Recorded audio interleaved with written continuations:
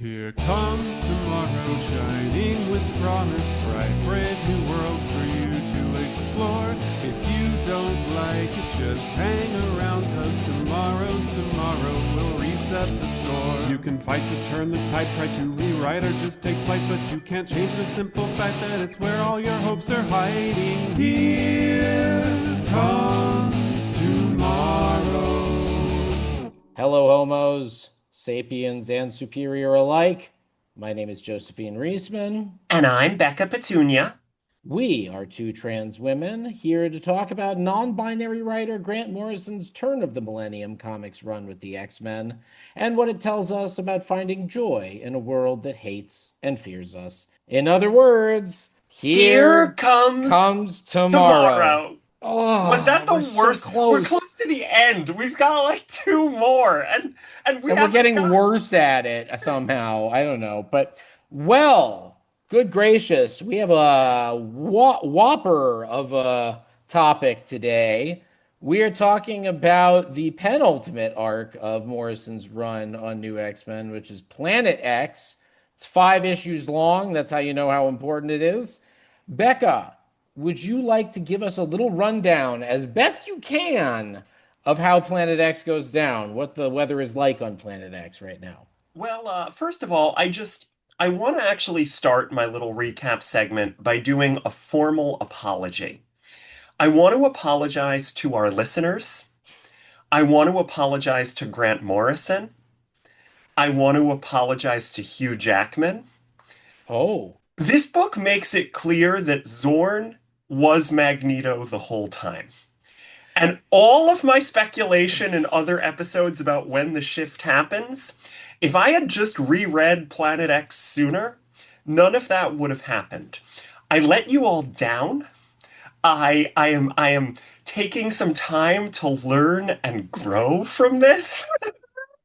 Look, I'm not going to say I told you so. I'm just going to say welcome. Welcome to the family of people who have fully accepted that Magneto was Xorn and it makes no sense, and there's no point in trying to make it make sense. We're talking about the Planet X arc of New X-Men, which are, of course, issues 146 through 150, the special 150th issue, which is pretty exciting. It was, yeah. Although it's more than 150 issues of X-Men because of weird numbering shenanigans, correct? Yeah, but that's comics, baby. Written by Grant Morrison, with art by Phil Jimenez, and inks by Andy Lanning, and some inks by Simon Colby. There's I think on issue 150, Simon Colby assists.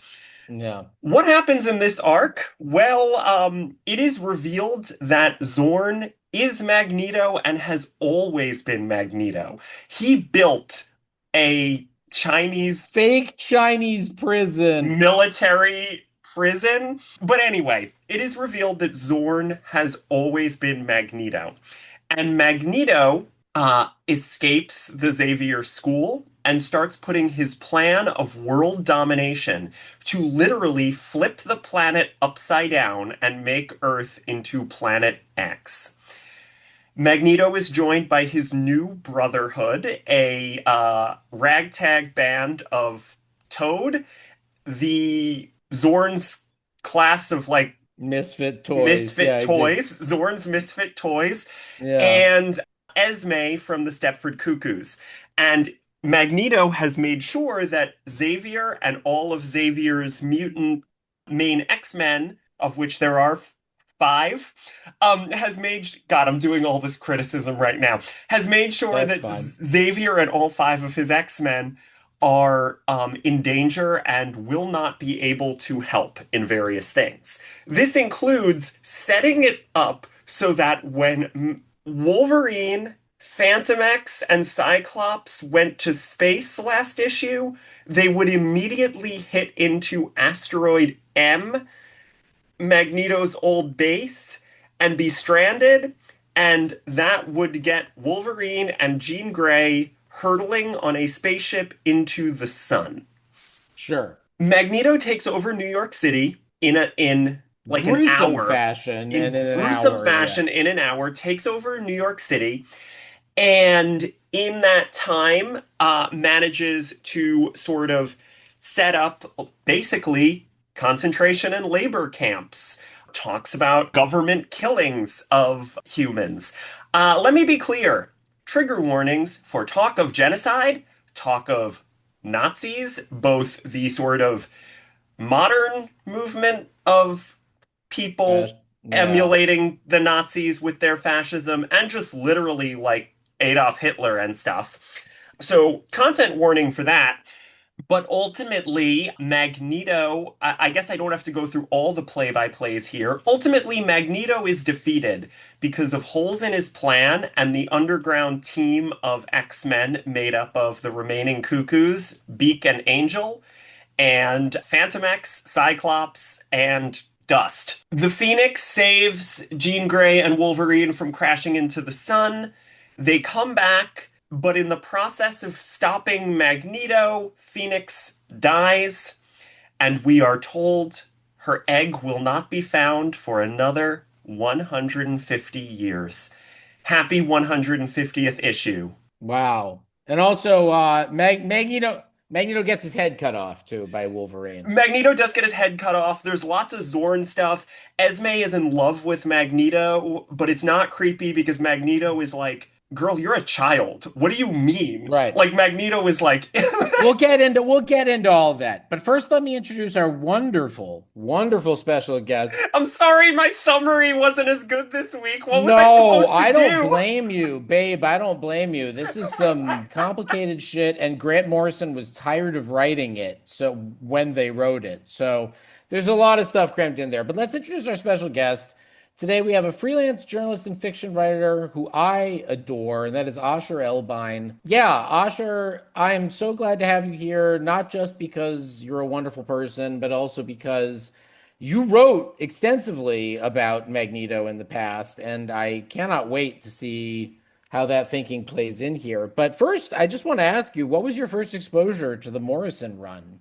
When did you read it? Hey, y'all. I'm so happy to be here. And it's funny, actually, I was thinking about this. I think the Morrison X-Men run, E is for Extinction, might have been my first Marvel comic. No kidding, really? Yeah. So back when I was this would have been in middle school in Plano, Texas. For whatever reason, the school library had a couple of the Morrison paperback trades and Ultimate Spider-Man. So I picked up one of those first, and I really think it might have been E is for Extinction because I'd seen the movie and I was like, oh, X-Men, I wonder what this is about. So that rarest of things, someone who saw a movie and picked up a comic, it's right. They do exist. Yeah, right. There are dozens of us. But yeah. Anyway, so it worked. It worked. And it was really interesting because the library only had the first half of the Morrison run, and I didn't read the whole thing for many, many years. So for many years, Xorn was just Xorn. I had no idea that Xorn and Magneto had anything to do with one another. So that was a moment where I was like, when I learned that, I think it was just, sort of by osmosis on the internet, I was like, huh, that's a twist, I guess. Yeah. And of course, I absorbed that with all of the hand-wringing that sort of plot decision brought in various quarters of sort of online X discourse. Right. It's funny. I keep being one of the only people who read this thing issue by issue as it came out, and I'm so sorry that none, or maybe I should be glad for you that none of you had the experience I had, which was reading the page where it's revealed that it's Magneto and falling out of my chair in the green room of the theater where I was performing in high school theater. I was so shocked. And I wish I could give you all that thrill because you know what? It's not actually that interesting a twist, and it doesn't make a whole hell of a lot of sense when you're not experiencing it like Lost, the television program style, where there's like a huge twist at the end of something. You disagree there, Asher? I do actually. I think Morrison, they're enough of a craftsman, and them working with Jimenez, like Jimenez is enough of a craftsman that even knowing that it's coming, that thing still hits. Like it does. Good. Okay, good. It probably doesn't hit like it would if you don't know that it's coming, but just the structure of it, the way it feels like there's just like a noose tightening over the course of the issue, and you like sort of know where it's coming. You know that Xorn is Magneto, but even that moment of that turn where Xorn drops the act and it's like, oh fuck, like you're in Right. the room with Magneto. You've been in the room with Magneto for a long time and you didn't know. And that like last splash page of like X-Men emergency indeed, Charles. The dream is The over. dream is over. I It know. hits. I didn't know Xorn was Magneto when I read this for the first time. I read this in 2015 or so, 2014. It was Obama was president. I didn't know that that Xorn was Magneto. So this did catch me by surprise. The problem is when you're reading this all like basically in like two sittings, me sitting Mm-hmm. on my grad school dorm bed just going through things on an iPad. Right. When you're reading it in that way, I would say that I was less surprised as confused and disappointed. I mean, I'm Ernst in this comic because Mm-hmm. Right. I literally was this huge twist is revealed and I'm sitting there and I'm like, but what about Zorn? I When's liked Zorn coming back? when is Yeah. Zorn coming back? Like Ernst is me. What were you gonna say there, Asher? Oh, I was just gonna say, Morrison built that character too well, and Mm, I think Morrison kind of knows it because there's that bit. I assume we'll get into this more, but as Magneto is undergoing his sort of drug assisted sort of breakdown over the course mm, of Planet X, there's that moment where he hears Zorn's voice talking to him, and Morrison gives this Zorn voice this moment where he says, you built Zorn too well, like you built him out of your idealism, and you built him, I mean, subtextually, out of the Claremont Magneto that the rest of this mm. run is kind of taking apart or trying to And take apart. And the Claremont Magneto, like Zorn, runs a school for misfit children Sure Right. does. because he is the New Mutants headmaster for much of the New Mutants That's run. right. But not only that, Asher, that you were saying, but I think it's so important that like when Magneto is like losing it completely, everyone keeps calling him Zorn as They sure well. do. Everyone keeps Mm, calling him Zorn, right? Like, and literally the last thing that we really hear before the page, like before it fades to white, is Scott yelling, "Somebody get help, fetch Zorn," because they all still believe in Zorn. They all right. still believe in Zorn. And there's nothing Magneto can do to stop the belief that everybody has in Zorn because he created a figure that was too good. So you're And that saying what you're saying is Zorn is the woke mind virus, right? but Like like Zorn is everybody catching, like learning empathy, and he's doing it as a bit, but then the bit overtakes him, or at least overtakes everybody else. but the important thing to realize too is again like with Ernst, and I love Ernst. Um Yes. and I do unlike Marvel accept it as canon that Ernst is Cassandra Nova. Yeah. I think that it's better if you do. Um, Yeah.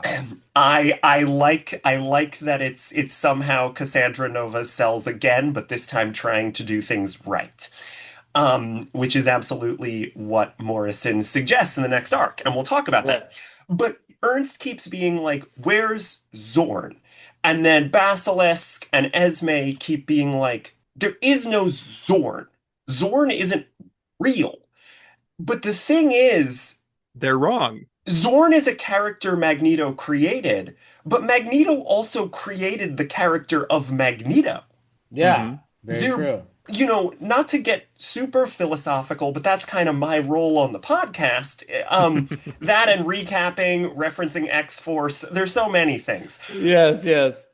But like, we create the self, right? The self is Sure. is a constant act of creation.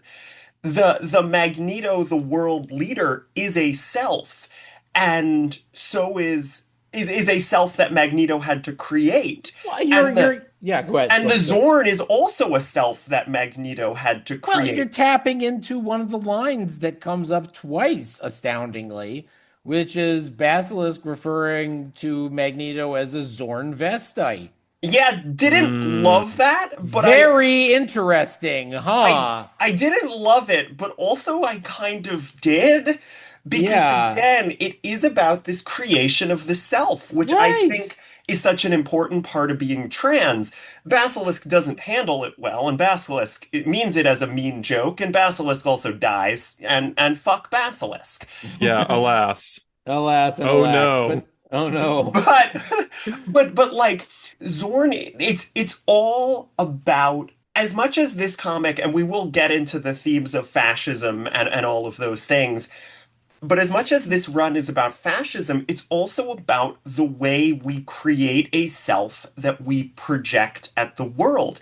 Because Hmm. what is Magneto's whole problem in this? That Toad keeps running up to him and being like, dude, what the fuck is going on? People don't believe that Magneto is Magneto. He's had Yeah. so many selves and so many personae over the years that the public doesn't know to be afraid of Magneto. The public doesn't even know if Mm. he is Magneto. He shows Right. up with the Xorn hat on at one point, and they're like, "Who are you? Are you Xorn?" Like the And then he public. takes it off and his face is all burned and they're still confused. Yes. Yeah, so there's so many layers to that. And I think it is really thematically interesting. I think not to get too afield into the stuff that I say doesn't matter. I wish Zorn had had a different. I wish they didn't do the my head is a star thing about Zorn. I think I would believe this all so much more if we weren't told and literally shown that on the Right. panel. If it was just Hmm. Zorn is a healer who always wears a mask, Hmm. we could believe Magneto was using magnets to heal people because magnets can do whatever they want in Marvel Comics. And in real life, as we all know, I do magnet therapy for every of my ailments. And anyway, keep going. Keep going. Yes, yes, yes. But the point is, I feel like that was maybe too ambitious of a step. And if Magneto even tries to explain it, he's like, look at me, a man in an iron mask with a star for a brain. It should have been so obvious. And Like, why do we need that lamp shading there? It's is it a like, Holocaust thing? Is that what he's saying? Not to be I don't, dumb.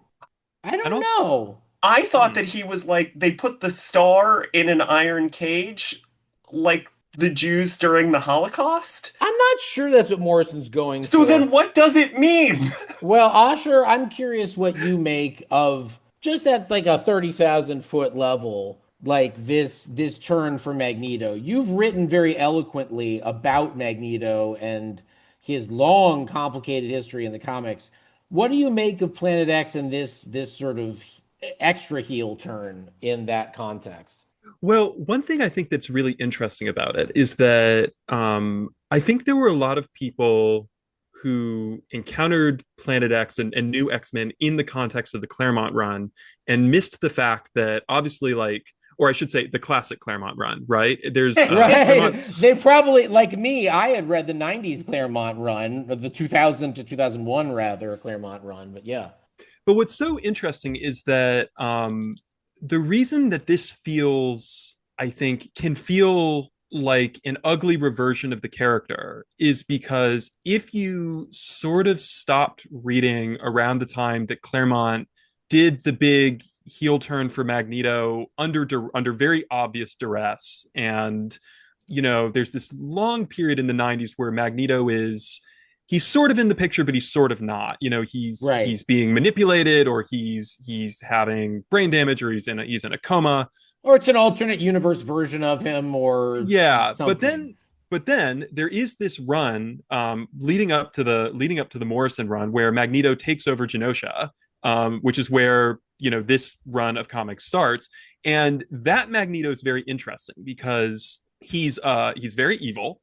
He takes over Genosha largely to pull the same old sort of like Asteroid M. It's a home for mutants, but like as a home for mutants, it's a gun pointed at the outside world, and everyone, Right. all the heroic characters sort of treat it like that. There are these moments where, his children at the time, and for me, always Quicksilver and Scarlet Witch. Always. Yeah, always. Me too. Yeah. Sort of have like a couple of arguments with him about like, what are you doing here? Like, are you trying to do good, or are you just trying to do the same old Magneto shit? And it ends that whole run of narrative really leaves him positioned as a supervillain. And if you don't read that stuff, then the Morrison Magneto feels like a total curveball out of nowhere. It feels like Morrison is engaging mostly with the original Lee and Kirby Magneto, who is like nothing, right? He's a Right. sort of tin pot dictator type of the sort that Kirby, a man who fought in World War II, really liked to put in his comics so that they could get a good kick in. But it's not the Claremont version of the character. And it hadn't been the Claremont version of the character for a while. And so what happens, I think, what is so interesting to me about Planet X is that it's taking this sort of anti-Claremont vision of the character that has been sort of percolating in X-Men comics for a while through editorial edict, and Morrison just really rams that as far as you can possibly take it and says, if this is a sort of a not just a nationalist but a supersessionist, that ends in death camps. Is this what we want to be doing? Right. And what's so interesting about the end of Planet X is that even the people around Magneto are like, this is tired, man. This is old hat. This isn't working. Who gives a shit? And it is therefore so interesting that Marvel treated this almost like an exorcism, in the sense that like we've taken this idea of like Magneto as like the X-Men's greatest villain as far as we can take it. And it turns out actually maybe we liked the Claremont version after all. Maybe that was actually the only place that we wanted to take this character if we're going to keep them around. And so lo and behold, the Xorn twist becomes, don't worry, it's not the real Magneto. It's impossible to tell you what it really is. It was Xorn, a man who had a psychological break and believed he was Magneto. And refashioned his face and voice to sound like Magneto, I guess. I hate retcons. Yeah. But yes. Yes. Anyway, but Asher is absolutely right that in undoing the Xorn twist, they try to save face, because it's like, if Magneto... As it were. Magneto. Well, listen, Magneto's face. It was never gonna make it out. Doesn't get saved. No. But like, because once Magneto does this, I feel like it's unforgivable. You can never look at Magneto the same way. I feel like a lot of people felt like this was a step too far. And I remember feeling that when I read this, which was 2014. And I had already read newer comics where Magneto was back. And I didn't know about this Xorn double cross. And I was like, kind of weird that like Scott Summers is like chilling with Magneto now as part of Schism. And again, talking about Schism is one of the other things I do on this podcast. But like, so I remember finding this extremely distasteful. And I felt like it was just, and again, me reading this in like 2014, I was like, this was just done for shock value. Like, I don't think it was just done for shock value, though. And I think now that I'm older and wiser and transer and more aware of world politics than I was when I was younger, it feels like you said, this is the way it had to be. You can only be, a separatist and a supremacist for so long without it coming to this. Wait, Asher, I want to hear what you said. Sorry. No, that was brilliant. I saw Asher raising a finger. Yeah, and I think what's interesting is that Morrison, it's not Mark Millar, but Morrison does like to get a gut punch in, and sometimes just for the devilry of it. And I think that you can do a redemptive reading of this that misses the fact that Morrison is, I think, enjoying getting a gut punch in on their way out the door. Yeah. That being said, I think it's a necessary gut punch, because it basically, I would love to talk to Morrison about this run, and in the context of the sort of like Holocaust politics and the kind of obviously like Iron Wall Israel, like sort of Israeli politics of it. I'd be curious the degree to which they were thinking about that. We have wondered that since episode 1 of this series has been like, what does Morrison think about that, and what were they thinking about it? And that's kind of if I could talk to the head of the Quickie Mart, my three questions would just be about Judaism and Zionism. So yeah, but anyway, keep going. But also, it's entirely possible that they weren't thinking about it more than just the question of turning the Holocaust on its head, which is something Right. that has always been a thing with Magneto, even before Claremont put it there. Magneto's whole thing is, well, they'll always hate us, but conveniently, that's because I want to take over the world. So, like, Right. to what degree was that ever a real thing? For Claremont, it's very real. And Claremont weaves that very deeply into the character to the point where when Morrison comes in as like, famously, oh, he's just a mad old terrorist twat. Like, Well that's done. No one's attempted a Morrison impression so far. No one's done a Morrison impression. This That is was a We're at the end. But that is what Morrison said in that interview, the sort of exit interview about X-Men. and that as an approach to Magneto works very well in this story where again Magneto is very scary but is also really pathetic. Pathetic. Like Yes. there's the very good joke of him being at the top of the skyscraper declaiming a Magneto speech and nobody can hear him. There's All that Shakespearean style stuff or Mhm. whatever it There's was. so Yeah. much like the moment when he slaps Beak across the room while yelling a carrot is not a fruit is No, a like vegetable just says vegetable. that's it. Vegetable. Yeah. This is what we've had to stoop to. And so much of it as well. When Josie, when we talked about the Grant Morrison New X-Men Manifesto, and I Mhm. listened to that episode again because to pull back the curtain, we are recording this the The day day after after we actually launched the podcast. So that'll give you a sense of how mishmash it all is. how far ahead we are. Yeah. But what is this run about, according to Grant Morrison? What is the X-Men about, according to Grant Morrison? Old versus new. Old versus young, old versus new, out with the old, in with the new. And Magneto, the Shakespearean language, doesn't work anymore. But more importantly, right, Beak says to Magneto, and I have this written down, but Beak says, like, this started as politics and freedom. When did we all turn into such total Nazis? And Mhm. Right. Magneto goes, let me do my Magneto voice. Nazis? Do I look like a failed artist with a neurotic grudge against his father and the world? I am a force of nature, boy. I am Magneto. A new world demands new resolve. We are laying the foundation stones of paradise. This is no time to be squeamish. And then what does Beak say? There's There's nothing nothing new. new. There's Yeah. nothing new about marching people into ovens, you fucking idiot. And Yeah. again, it's old versus new. And Beak and Angel as the youngest and newest X-Men, and obviously at this point the youngest and newest members of the Brotherhood are the ones who say this doesn't work. And this Not only isn't doesn't it right. work, the optics are bad and your PR is bad, and you're the old person now. Magneto kept thinking of himself as the new breed, the new super species, and he's finding that what separates you is not your genes, but your ideas. Yes, Asher. And also, his last words are the total failure of his ideology. I will not be judged by children. Those are the only people who judge us. If you believe that the world Ah, moves forward, if you believe yes. in change, if you believe in evolution, the only Yeah, people who judge you are your children.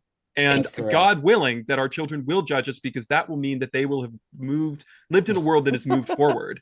And That's so right. Magneto says, I will not be judged by children, and Wolverine cuts his fucking head off because that's it. That's no more to say about him. He has outlived his usefulness if he cannot even see Yeah. that he is supposed to be building a world for the children who will then judge him.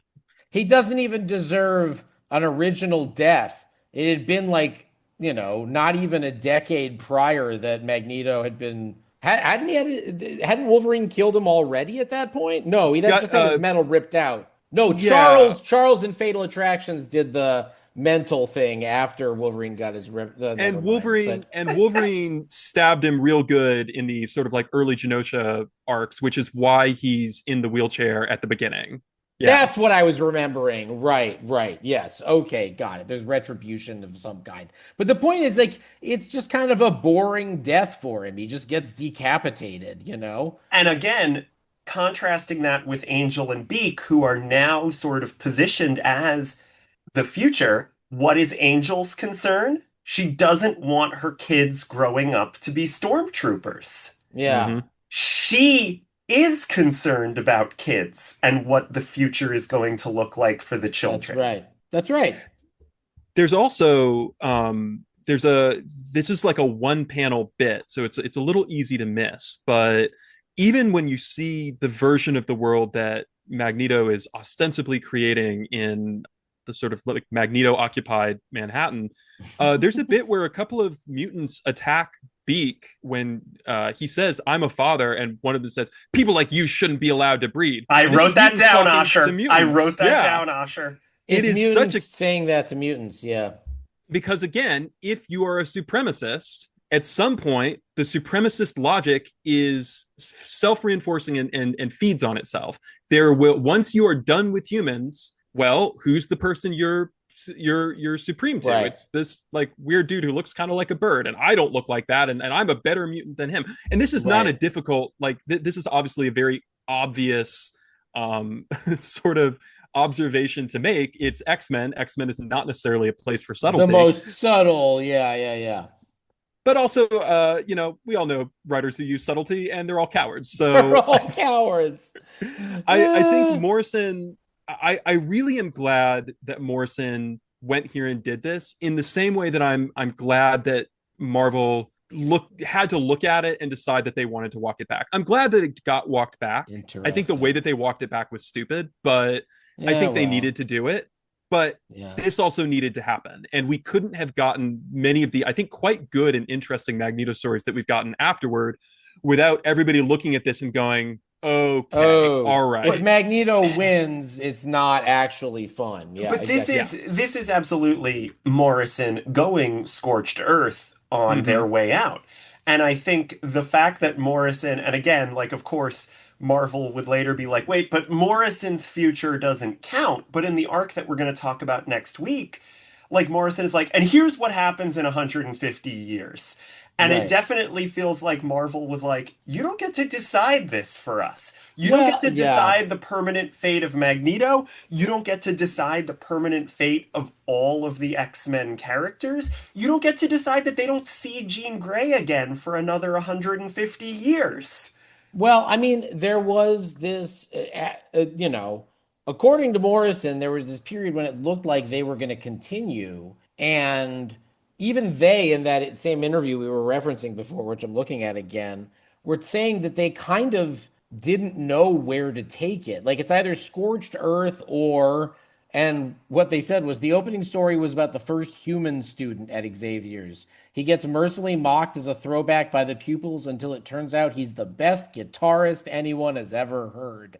So good that his talent might just as well be regarded as a mutant power, and so prejudice is defeated, and everyone bursts into song. Gag. Hey, Josie, that sounds like the worst thing I've ever heard. It sounds like the worst thing I've ever heard, and they recognize that as well. There were basically They were done, but the point is the story they were telling can only end in one of two ways. Either this completely Pollyanna-ish vision of how we get over these hatreds, or something that is scorched earth. And this is the problem with comics, I mean, with serialized Cape comics that are not owned by the creator. You're always going to run into that problem. Mm-hmm. I wanted to know what people think of the Logan and Jean stuff in this, because I'd be remiss if I didn't spend a good deal of time on it, only because I have a tattoo that is a Yiddish translation of one of Jean's lines from this arc. While it looks like she's going to die with Logan, and they're talking about the nature of the Phoenix, she says, it's not like that, Logan. It's more like the Phoenix burns away what doesn't work, which is what I say at the end of every episode. And also what I had translated into Yiddish, Farbren alts was teug nicht, which means burn all that doesn't work. And I love far more than the Magneto stuff. I love the Jeannie and Logan moments in this arc. I think that that's what the X-Men is really all about. I'm curious what you two make of the stuff with them when they think they're going to die. It's great. I think Morrison does a really good job at not, how to put this.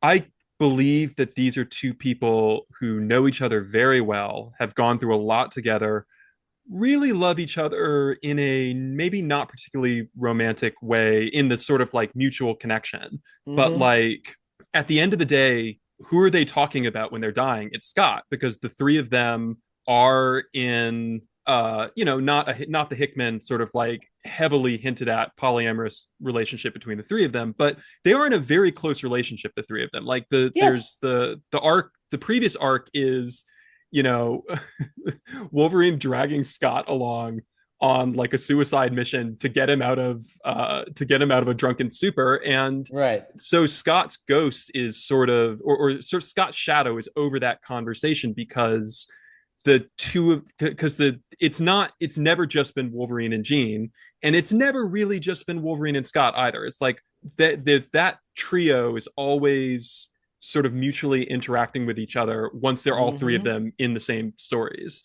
And I think there's something really lovely about, Wolverine doing what Wolverine does, which is killing in the name of mercy and in the name of sort of kindness, but still killing.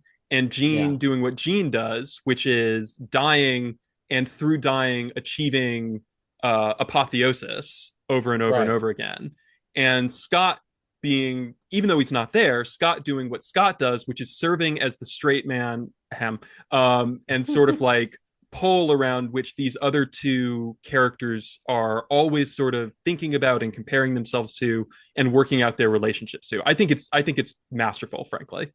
It's the only time I really like this is when any kind of relationship between Wolverine and Jean makes sense to me, because Mm-hmm. usually Yeah. I could care less about the two of them, and I find it eye-rolling and tedious, and I find it like we need to just Wolverine's the most popular character, so we gotta pair him with the hottest girl. Like Yeah. that's what we gotta do. But Yeah. like this is what kind of reveals how it makes sense, whether you interpret it as a kind of friendship and mutual respect, whether you interpret it as sexual chemistry, whether you interpret it as love. This makes sense, and I love the parallel between death and life with the two of them. That Mm-hmm. becomes a theme. I love Jean's last words that also make me cry. This comes later, but it's related to the same thing, where she says, "Live, Scott, live. All I ever did was die on you." Mm-hmm. For me, the one that always gets me is after Logan's shiv Jeannie, and he goes, "You and me, Jeannie, you and me in a blaze of glory." I remember thinking about that anytime I was about to take a test or do a play or whatever. Felt like I was about to die. I'd just be like, "You and me, Jeannie, you and me in a blaze of glory." This is just as good as it's gonna get. Yeah, no, their relationship becomes very vivid and lived in that moment. And death feels more real in that moment than it does in the average superhero comic. It feels like death is in the room with you. You can feel Mm-hmm. yourself suffocating with them. And I really think the more that we talk about this run, Morrison's mastery is not necessarily, although they can write a good plot, their mastery is in recreating the feeling bad. Like they are better than just Mm. about anybody at turning the sensation of feeling depressed or anxious or self-loathing and turning it into a character or turning it into a plot scenario or turning it into a monologue. And that doesn't mean the stuff's always a downer by any means. It's just they have wrestled with that stuff, and they long ago learned that one of the tool that works for them is to kind of, much like that bacterial infection they had, turn it into a character and then let it sort of live and work itself out that way. And I feel like the anxiety, I was reading interviews and Super Gods, Grant Morrison's book. And they were talking about how the new X-Men started as one thing about this old and new manifesto. Then 9/11 happened and Marvel editorial happened. And by the end, it was something very different. It had been sort of, you guys riff while I try to find the exact quote here, but. You notice that Magneto hates Muslims? I did that notice was that. weird. Yeah, that was a weird choice. Yeah.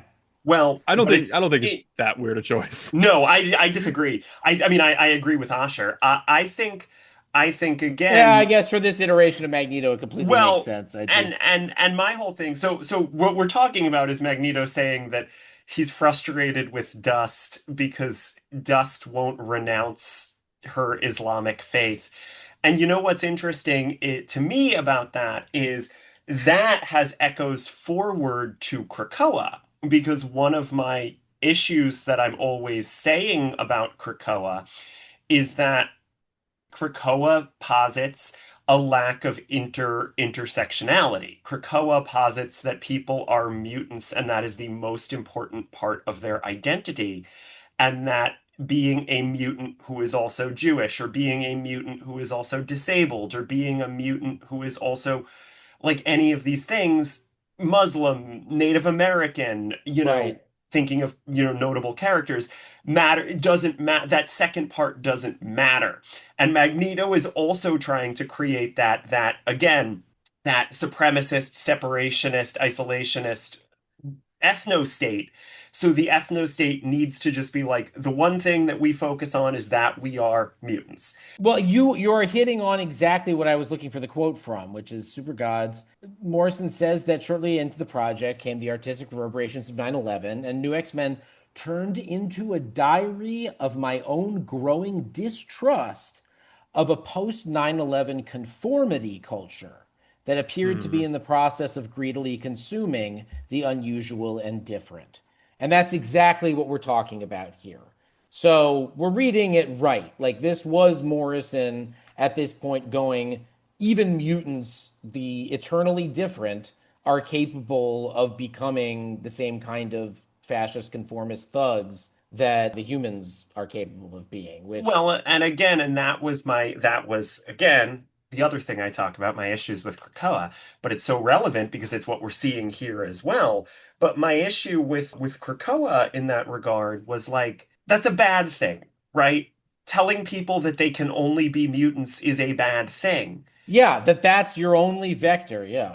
When it starts in Krakoa and it seems like Magneto and Xavier are the villains, it's like, yeah, it's a bad thing, and that's how we know that they're bad guys. And then there were 5 years of us going to galas and everybody saying on the internet that it was a perfect place for mutants. And I was like, I don't want to imagine a world where I have to abandon parts of my identity.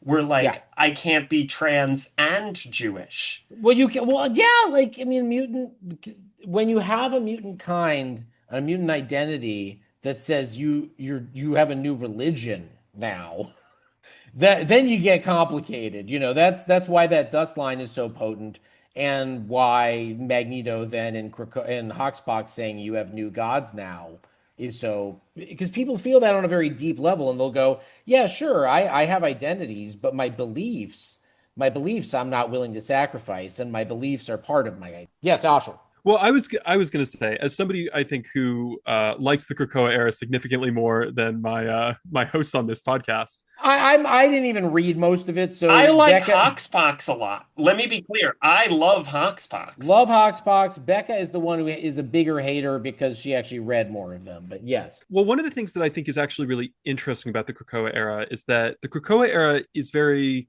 and I use this term pointedly, problematic. And I mean that in the sense that it is a big swing at a bunch of different ideas that had been, it's not actually, you guys have talked before about the ways in which Hickman is in conversation with Morrison very directly. And and everyone after Hickman leaves is in conversation with Hickman and trying to work out what Krakoa is a constant argument in those books. And I think because of the nature of there being a bunch of different creators on them means that you end up with a bunch of different, to me, quite interesting arguments. You from the kind of like fully utopian assimilationist bought in argument, which is certainly present in those books, but also you see quite a few people kind of poking at it or sort of like pulling at different threads or going like, "Ooh, I don't know. Are we into this?"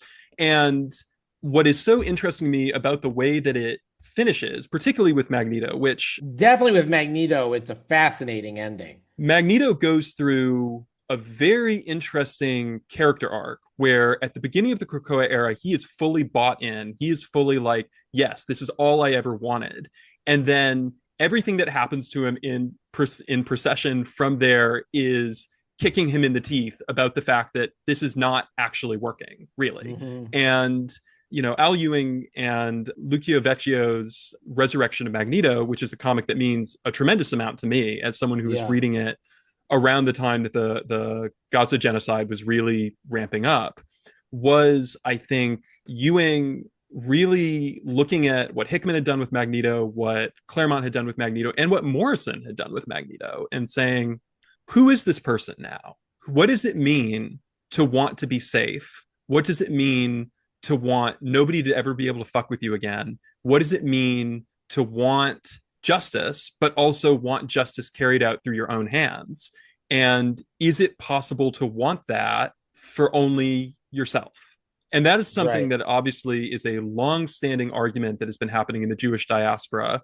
God knows. Yeah. And I really appreciate where Ewing goes with it, where, Ewing sort of stages a conversation between sort of like modern Magneto and Silver Age / kind of Morrison Magneto. And in the way that, again, some of the stuff is not subtle and is a little like thuddingly heavy-handed, even though I think Ewing is a talented enough writer that even the heavy-handed stuff, I think, sings nicely. Mm-hmm. But where Ewing comes down on it is there is no freedom until all are free. There is no safety until everybody is safe. And if Magneto is going to be Magneto, Magneto has to be Magneto for everybody. And if Magneto is Magneto for everybody, then he is no longer that Magneto, and he can never be that Magneto again. And I think that is a it's comics and everything gets rolled back eventually. Sure. But for now, that is an incredibly meaningful threading of the needle of the sort of Claremont ideas, the Krakoa ideas, and even recognizing that there is within, I think, all of us, to some degree, however much we want to acknowledge it or not, a little part of us that's like, wouldn't it be easier if the people who are difficult for us just weren't around? Yeah. And like, how much are they not around? Are they not around like they leave me the fuck alone? Or are they not around like they're dead? Like, this is something that I've had to deal with a lot in myself in the last 6 months, and a lot during the Trump administration, was thinking it would be so much easier if these people were fucking dead. Right. Now, but you can't live that way. But that's not how society works. No. You can't live that way. And to some extent, the original sin of many, I think, ethno-nationalist experiments is the idea that you can have a society without people who aren't like you. And you can have a society in which you will be totally safe because there's no one who is not like you. And everyone who is like you is like you or likes you. But, if you're Jewish, that's not true. That's never been true. No, we've certainly seen that. And yes. Sorry, I don't mean to interrupt, but I want to interrupt with what I thought was something interesting as a precursor to Planet X, which is, as is true with most things in comics, and Grant Morrison is going to throttle me if they ever hear this podcast, but Alan Moore did it first. There's a 3-page story in 1985's Heroes for Hope, which is out of print, but you can get it real easy online. It's this benefit comic, and there's this brief 3-page story written by Alan Moore and drawn by Richard Corbin. Yes, that Richard Corbin, in which Magneto has a vision of winning. He has a vision in which his dream comes true. And it's Planet X, avant la lettre. It's just this like empire of corpses and some toadies, both literal and figurative, around him. Hitler actually congratulates him in this vision. And then it ends with this very ominous series of lines where the dead are crawling up at Magneto. And he says, perhaps they will understand. Perhaps they will understand my vision, my guiding star, so bright and high that it took a mountain of butchered children to reach it. All glory to Magneto.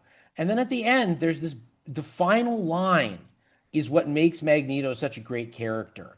The hands of the dead are upon me, and I do not even have the right to scream. He recognizes, he recognizes that he's fucked up. Like this, for me, every Magneto story after Heroes for Hope is kind of not reiterating that sort of point, but like there's this idea that Magneto has to both have the wrong vision and be capable of seeing that he was wrong. You have to be able to convince Magneto. What do you think, Asher? Well, and what's so interesting about that, bringing it back around to Planet X, is this detail of the fact that Magneto spends much of that arc monologuing at Charles in a box. And Right. what's funny about that is like it seems like what he really wants in there is to be told that he's right. Not that he believes very explicitly, not yeah. right, but crucially, not even to be right, but to be seen as right. He needs Charles to say, "You were right about every bad thing that I ever wanted.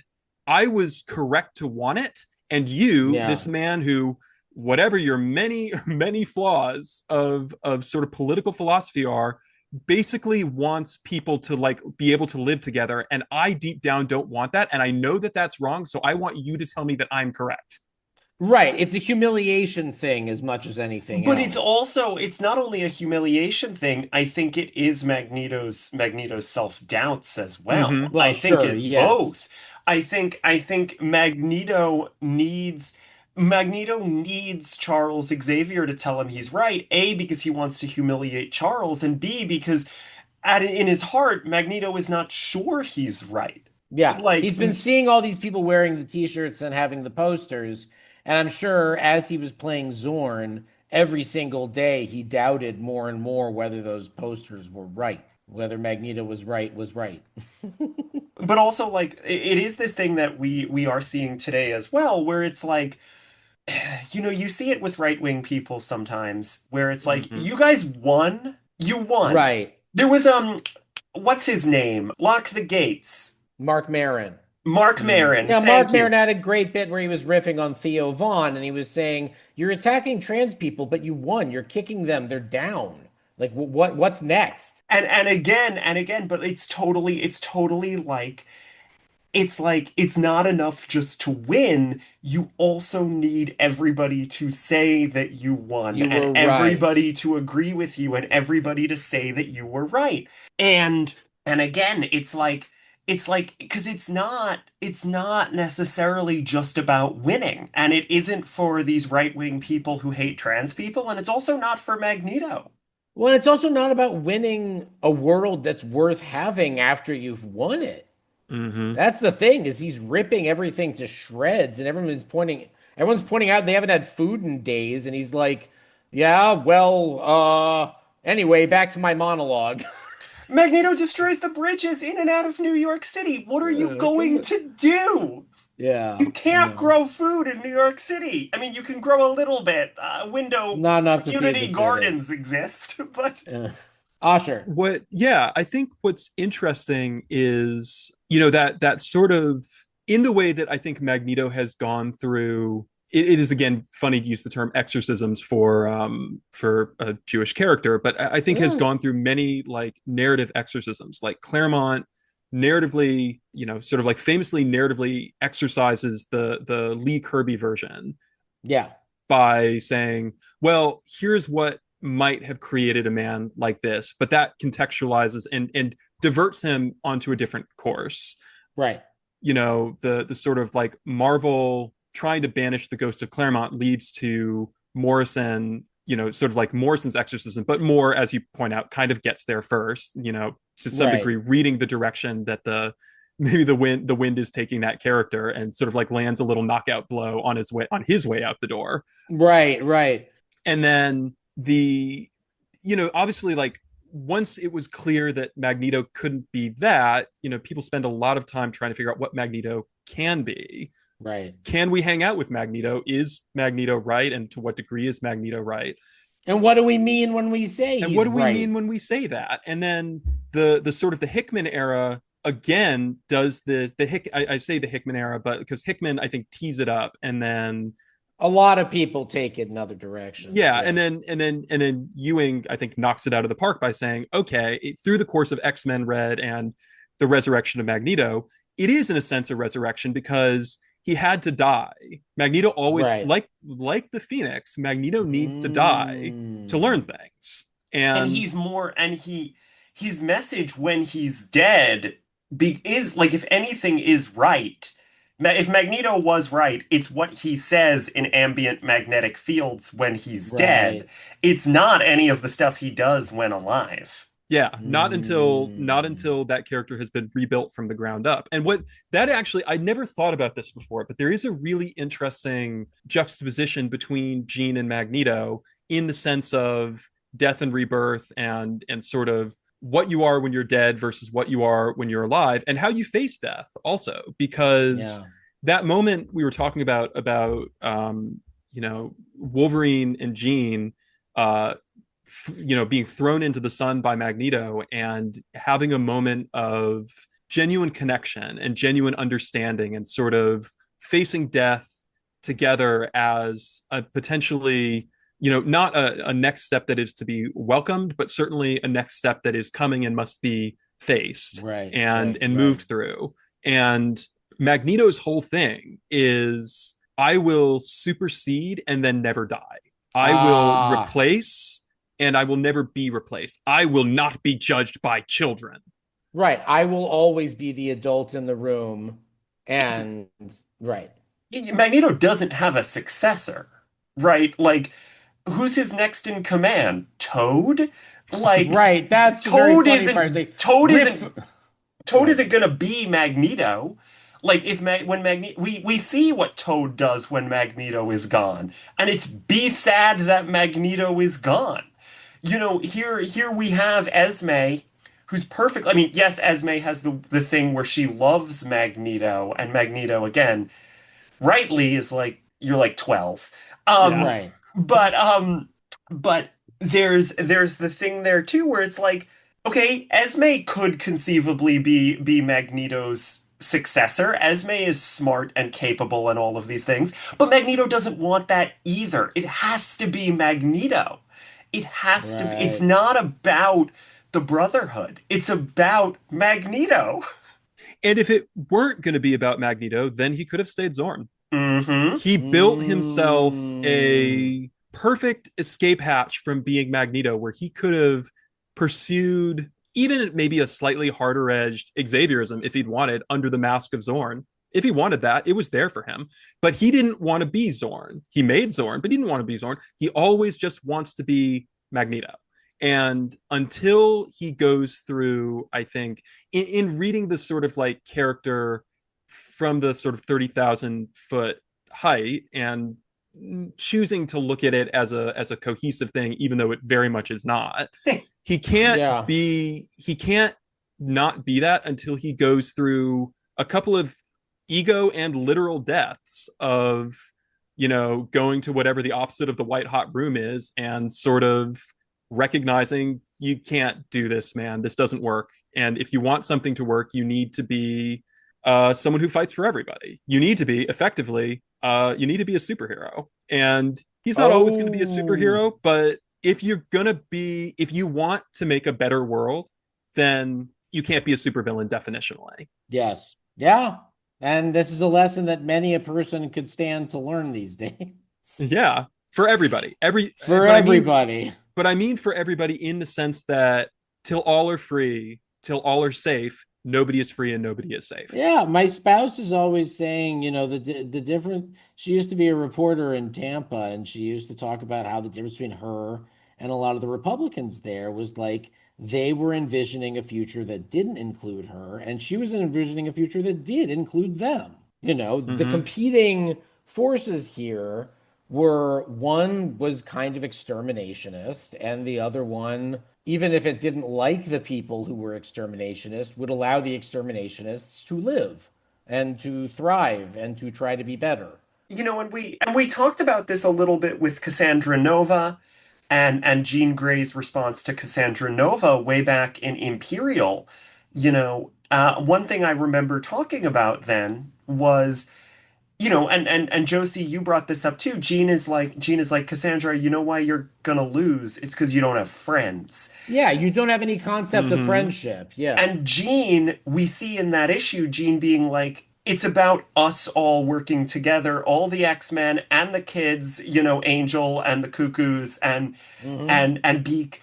But it's also about working with the humans as well, because that issue is Mm-hmm. also where she's leading back to school night. And Right, leading all the media there yeah. it's about a bringing people together rather than a forcing people apart.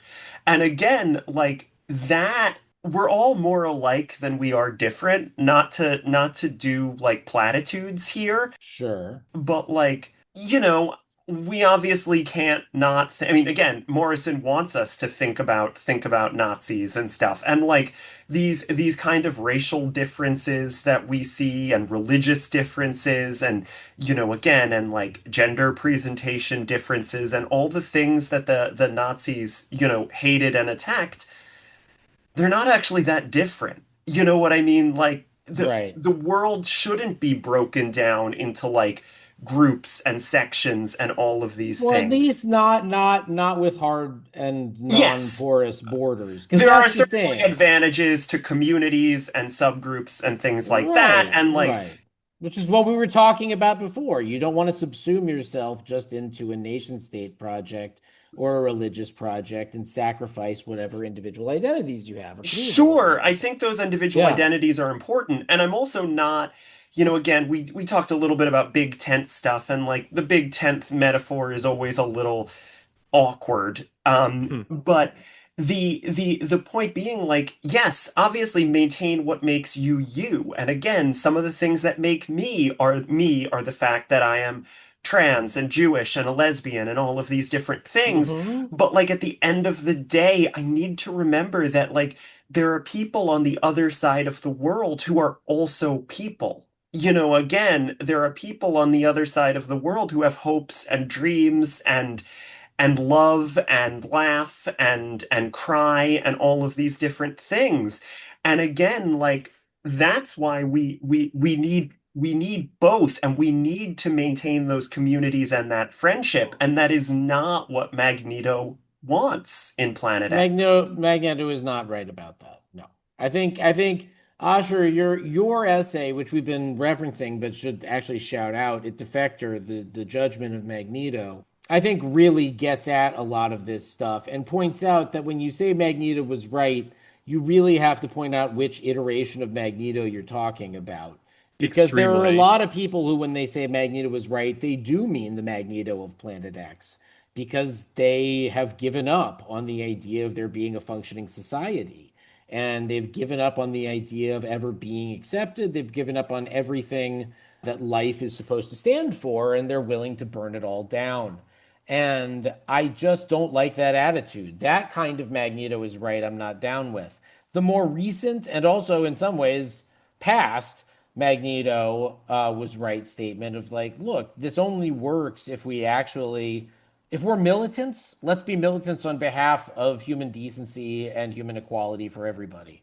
You know who was right? You Who? know what we should be saying? Who? What? Xorn was right. Oh. Oh, wow. Mic drop on that one. Then we can like have spin-offs where it's like, was it Kuan Yin Zorn or was it Shen Yin Oh Zorn? God. Sorry. Getting too deep into the weeds here. I am really, really pleased with how this conversation has gone. I was really worried that not we'd get into a fight, but that we'd feel so uncomfortable talking about this mass murder and committed by a Jewish character that we'd get all stopped up. But I really liked the flow here, and I still don't love this story. But Asher, you've really helped me understand in the larger tapestry how kind of on a meta level it was useful. Like it was helpful in getting us a better Magneto.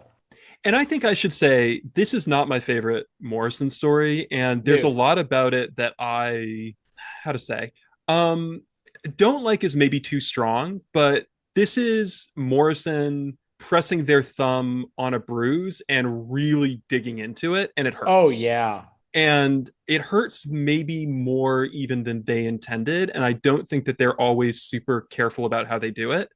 But sometimes you gotta hit that bruise and Yeah. make that point. And I think I don't know that we could have gotten out of the 90s holding pattern that Magneto was in without this. And I think that I don't think that like Morrison and I have the same idea about who Magneto as a character is, but No. I think Morrison managed to do the best version and the most useful version of that version of the character.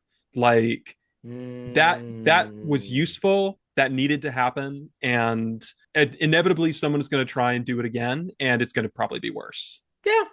I just feel like looking at this less about, because again, with me, I'm always thinking about the text, sort of on its own, less like how does this fit in with, 70 years of Magneto, and more just like Mm-hmm. what do we see in this text? But again, why this resonated with me differently is because it is a real thoughtful examination of like, this is like what happens when you push separatist ideas too Mm-hmm. far. You know what I mean? Like, and if you look Yeah. at it as an examination of that theme, and there are so many real world ways we can think about this that I'm not Mm-hmm. going to say, but I'm sure you Yeah. you at home are thinking about, right? Yeah. But like that is what really resonated with me. And I agree that my initial read, in 2014 and some of what Asher is saying, where it's like, does this make sense with what we know about Magneto, over 70 years of Magneto? And how do we bring Magneto back after this? Because superhero comics need to bring, he's the best villain. How can we get rid of him? How can this be his last Right. moment?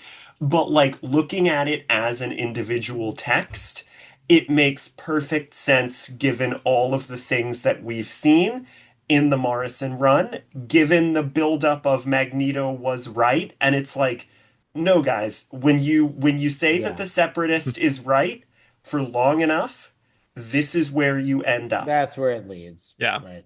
So thinking about it sort of on that kind of textual level is obviously, and I'm not saying that like what Asher is doing and what I did in 2014 is invalid and not a No. not a not a No. way No, to no. analyze, but No. looking at it, just sort of like Just within this text, it within the context of this arc, it's sort of where it has to go. Yeah. And the reason that it works is because it hangs together as a thematic text and not as it really like it is shocking. And Morrison's, I think, you never want to read too much into people's motives. I read it as Morrison having a little bit of fun being shocking, but yes. Yeah. Sure. I don't think it's not earned. I don't think it's not supported. I think it is a thorough examination of the ideas in question in a way that a different kind of a heel turn or surprise, I was evil all along out of nowhere Right. just to Right. get the page turn would not have worked and would have felt, I think, ultimately much more insulting than if it weren't built on this superstructure of the question of who's right and what does it mean to be right and what does right look like on a long enough timeline, which is of course Hmm. leads to here comes tomorrow. Here comes tomorrow. No, Tomorrow. I Oh, only did it tomorrow. that Oh, time. here comes tomorrow. Sorry. Here comes tomorrow. Okay, great. We're all doing it. Yes, and I think that's a good place, unless we have other major points to toss in. Oh, I want to say one thing here that we didn't say nearly enough because there's so much thematic writing stuff to talk about. Phil Jimenez's art is Oh God, So yeah. just good. great. I feel like a real heel for not having just spent the entire episode talking about how beautiful the art is in this. And Ella, I'm sorry if I blew out the levels yelling so good like that, but it's so good. It's so good and Yeah, so yeah. emotional and all of these different things. And Josie, will you allow me to be like to be maybe a little non-feminist right now? Oh, I'm very curious where you're going with this one. Yeah, please. Proceed, counselor. Jean looks so good in this issue. Jean does look really good in this issue. Jean looks very good. I don't even mean like the part where she takes her shirt off. No. Before she takes her shirt off, when she's just in that turtleneck, I'm like, Well, Phil Jimenez is correct me if I'm wrong, a gay man who understands a lot of the way queer vision or queer, what's the word the queer gaze works. And like the way it's this interesting. I mean, obviously people compare Jimenez to George Perez, who's a big influence, but this feels gayer, and I don't mean that in a stereotypical way. It just sort of there's a sense of gaze on there that is so tender. I mean, that's what makes, I mean, as much as the writing and this quote I have tattooed on my elbow are powerful in that scene where they're dying doesn't work unless Jimenez draws their faces with such tenderness and agony and quietude, you know? So anyway, shout out to Phil. It's really tremendous work. And further, Jimenez really nails the up and down that Magneto is on, where he's continually looking sweatier and more exhausted and more of a spent force, and then hits that kick, and then he's up and at him and ready to go again. And it really, I think, when Jimenez chooses to pull the camera in and show you this like sweaty ass old dude face under a helmet versus when he chooses to go iconography and how he trades those off, it works really well. Even the giant splash page of Magneto takes Manhattan is as it were a really it's incredible. And some of this is also the coloring of it, that sort of like flat red sort of like glaze over it, but nails the spectacle, nails the like pathos in both senses of that term. It is it's great. Like Morrison, like Ewing, actually has not always had the best artistic collaborators, both in terms of art or in terms of basic morals and ethics. But that's the business. But Jimenez really brings this one home. And I want to say Chris Chuckery, I believe. Was Chris Chuckery the colorist for this? I know on the first issue at least, but we were talking about the colors and it's worth mentioning. Yeah, Chris Chuckery seems to have been involved. And the colors were great. So shout out to the whole art team here. Yeah, do we have final thoughts? Yes, Asher. One final thought, and this is totally unrelated, but I've not been able to get it out of my head since I was reading this. The Esme Magneto thing in this feels like a dry run for Luthor and Nostalgia and All-Star Superman. Interesting. I was saying it felt like a dry run for Final Crisis with Mary Marvel. But same thing. Well, and also there's a whole sort of like gravity equals time magnetism, the sort of like apotheosis that ends with the sort of like this moment of like the villain reaching their sort of like full power, only for someone to be like, you kind of ain't shit. And you're kind of never going to be shit until you learn a lesson, and you refuse to do that. So what is there to do with you? Like, it is very interesting to see Morrison sort of like come back to that, and I think crystallized a little bit in All-Star Superman, which I'd never noticed before. Having read both of these many times, this is the first time I ever noticed that. It's very interesting. You know what I wanted to say about the Magneto Esme thing real quick that I didn't mention before, and this is kind of a throwaway thing, but one of the first signs to me of Magneto's just extreme hypocrisy throughout this run is Magneto yells at Esme for calling him Eric and is like, that's not my mutant name. I'm like, you chose that name. And then hold on. And then immediately calls her Esme. Yeah. Good point. Immediately. And again, it's like for me, but not for you. Like, yeah, it's like when a trans person dead names you deliberately. You're like, really? Yeah, exactly. Really? You're gonna go that low? Come on. Exactly. It's like, and granted, Esme doesn't really have a solo code name, but like they could have come up with one for her. They could have come up with one. Yeah. So again, that just struck me in a way I hadn't noticed before. I think that's really all. I think that might be you know what? What's the other thing that I wanted to point out? Just like a line that resonated with me. What's that? When Esme mentions that Magneto wrote a brilliant article about how humans can't feel pain like we do. Same line the U-men say. Yeah. about mutants back all the way back in germ-free generation. And the humans say that mutants can't feel pain the same way that humans. And of course, with the other thing I forgot to mention is there's one panel, it's not remarked upon in the dialogue, but they say, there's a human, kill it. And what is it? It's a U-man. You notice that? Oh, I didn't notice that. The mutants in the riot kill a U-man. And they're like, look, there's a filthy human, let's kill it.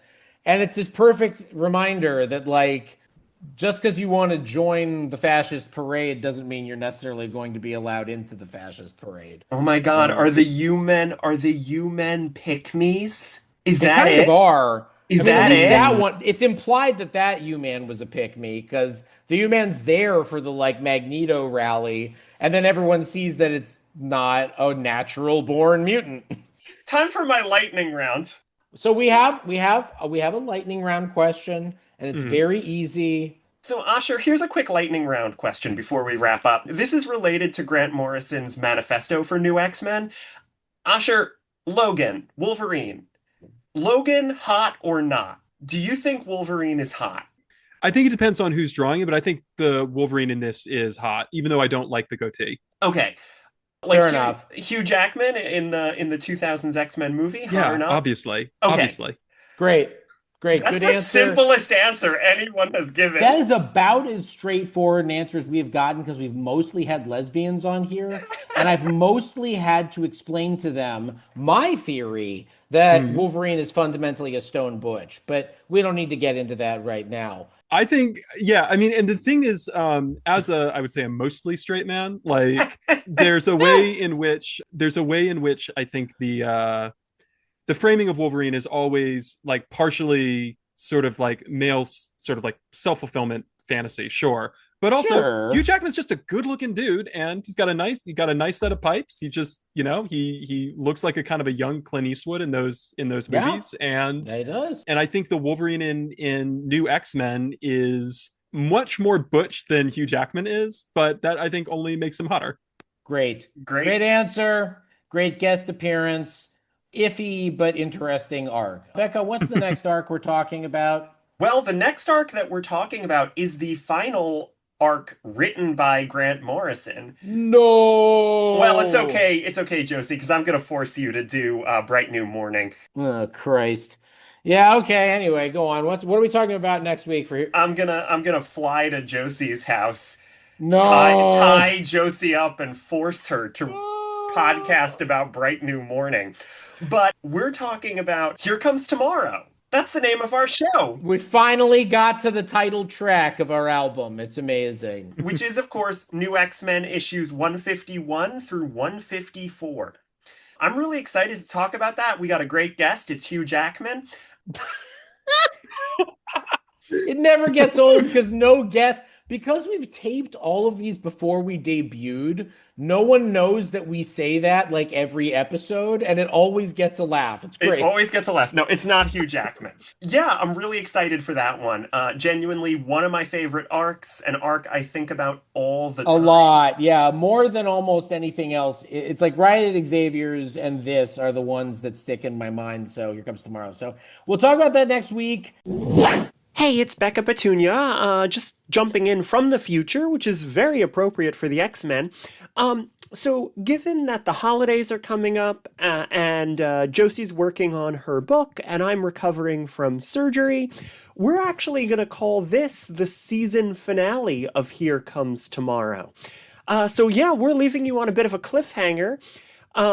We will be back next year in 2026 with the final 2 arcs of Grant Morrison's New X-Men, plus some other comics and TV shows inspired by Grant Morrison's New X-Men, and some other really cool oddities. So stay tuned to this channel. We don't know exactly when we'll be back yet, but it will be early in 2026. You can certainly check out our Blue Sky at herecomes tomorrow.net for the most current updates. Anyway, now back to the present, which is the past, which was the future, and oh boy, I'm getting confused, but let's hear the end of the show.